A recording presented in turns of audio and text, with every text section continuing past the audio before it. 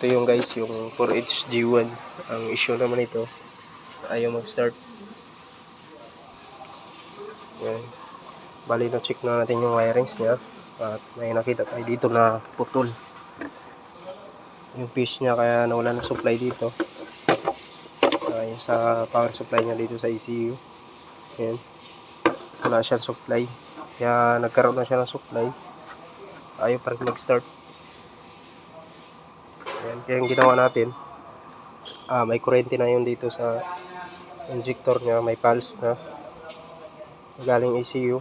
Ayaw pa rin mag-open yung injector. Ibig sabihin, mahina yung pressure niya sa pump. And kaya hinugot natin yung pump. Hinugot natin yung pump niya. Kasi mahina yung pressure niya. Ayan. Na-check na rin natin lahat ng harness niya. Nabara natin ang harness. Wala naman siyang putol. Ibig sabihin goods na yung connection niya sa ECU. Ang problema lang dito ay sa pump. Ayan, bali pump na lang yung problema niya. Ayan, ito yung pump, yung pressure pump.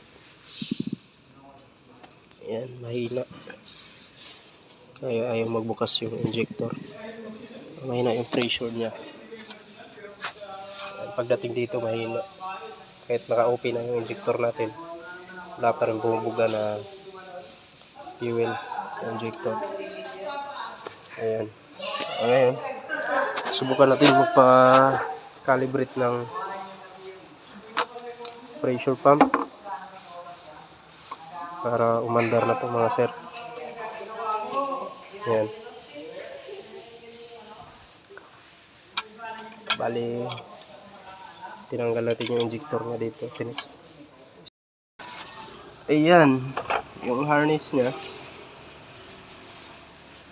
Ito yung papunta sa crankshaft. Ayan, at ito yung papunta sa injector. Ito yung sakit natin.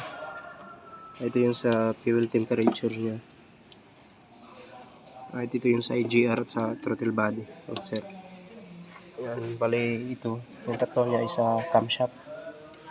Sa camshaft sensor, sa fuel rail. Ayan, bali hinugot natin dito yung pressure pump niya.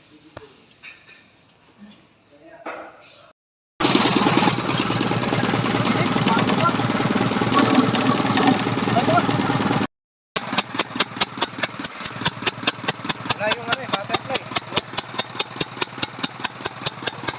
Wala yung dito niya, Under na. Yan lang, under na. Wala yung wala yung flywheel. Wala yung butterfly dito. Wala yung throttle.